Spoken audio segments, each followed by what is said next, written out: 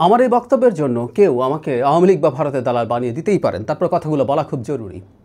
ধানমন্ডি ৩২ ভাঙাকে কেন্দ্র করে আজ আবার মারাত্মক একটা কেওস তৈরির পরিকল্পনা চলছে। একেবারে পরিকল্পিতভাবে এটা হয়েছে বলা যেতে পারে।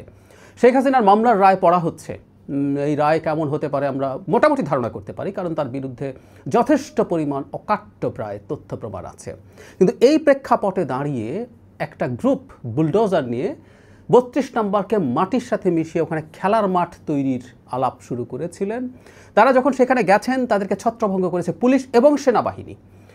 আমি ব্যক্তিগতভাবে মনে করি এটার কোনো প্রয়োজন ছিল না যে তারা যারা ভাঙতে যাচ্ছেন আজ এমনিতেই বাংলাদেশের উপরে সারা পৃথিবীর ফোকাস আছে, এই রায়ের উপরে ফোকাস আছে। এখানে এই ৩২ নম্বর ভাঙতে যাওয়া, কারণ এই ৩২ নম্বর যেভাবে ভাঙতে কেউ যাচ্ছেন, এটা ভাঙা নৈতিকভাবে ঠিক আছে কি বেঠিক আছে ইজ এ ডিফারেন্ট ডিবেট। আমরা ৩২ নম্বরকে আওয়ামী লীগের একটা সিম্বল, আওয়ামী লীগের স্বৈরশাসন, এক সময় পর্যন্ত ফ্যাসিবাদ, এক সময় পর্যন্ত মাফিয়াতন্ত্রের একটা প্রতীক হিসাবে দেখি। সো এটা নৈতিক ভিত্তি আছে এটাকে ভাঙা নিয়ে চিন্তা করার, কিন্তু এটা একটা বেআইনি কাজ। এটা হলো সবচেয়ে জরুরি কথা।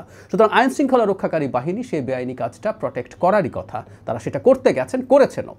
কিন্তু আমরা দেখছি গুরুত্বপূর্ণ ইনফ্লুয়েন্সাররা যাদের ট্র্যাকশন আছে প্রচুর, তারা ডাক দিচ্ছেন দাঁড়াতে, সেনাবাহিনীর বিরুদ্ধে দাঁড়ানোর জন্য উস্কানি দিচ্ছেন মানুষকে। এটা এক ভয়ঙ্কর পরিস্থিতি তৈরির চেষ্টা বলে আমরা পড়তে চাই, আমরা এটাকে এভাবে ইন্টারপ্রেট করতে চাই। জনগণের কোনোভাবেই উচিত হবে না আজকের এই দিনটাকে বিতর্কিত করা। আজকে যদি এটা হয় যে জনগণের পর এখন আইনশৃঙ্খলা রক্ষাকারী বাহিনী, বিশেষ করে সেনাবাহিনীর বিরুদ্ধে দাঁড়িয়ে তাদের সাথে সংঘাতে জড়ান এবং সেখানে কোনো জানমালের ক্ষয়ক্ষতি হয়, সেটা আমাদের এই আজকের দিনটাকে কলঙ্কিত করবে এবং আজকের দিনটার ফোকাস নষ্ট করে ফেলবে শেখ হাসিনার বিচারকে। এবং দীর্ঘদিন থেকে আমরা খেয়াল করেছি জনগণকে সেনাবাহিনী এবং সেনা প্রধানের বিরুদ্ধে উস্কে দেওয়ার একটা প্রবণতা কন্টিনিউয়াসলি চলেছে। সেটা দফায় দফায় ব্যর্থ হওয়ার পরও তারা আশা ছাড়েননি, যে কোনো ঠুনকো অজুহাতে তারা সেই প্রেক্ষাপটটা জারি রাখতে চান, তৈরি রাখতে চান এবং সেখানে জনগণকে রিয়্যাক্ট করাতে চান। আমরা এটুকু মনে করব ৩২ নম্বরে আজকে যাওয়াটা কোনোভাবেই ঠিক হয় নাই। সেনাবাহিনী এবং পুলিশ মিলে যা করেছেন সেটাই করার কথা। ইনফ্যাক্ট এটা তাদের আইনশৃঙ্খলা রক্ষার দায়িত্ব তাদের। এখন তাদের বিরুদ্ধে যে কোনো উস্কানির ফাঁদে যেন আমরা পা না দিই।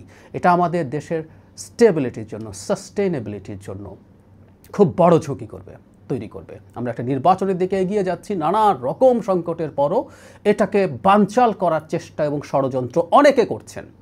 সুতরাং এই ফাঁদে পা দেওয়ার মাধ্যমে আমরা আসলে সেটা করব। যারা শেখ হাসিনা বা আওয়ামী লীগের বিরুদ্ধে বিভৎস রকম প্রতিহিংসা, প্রতিশোধ পরায়ণতা দেখাচ্ছেন, তাদের অন্তরে অনেকের মধ্যেই আসলে এটা কাজ করছে।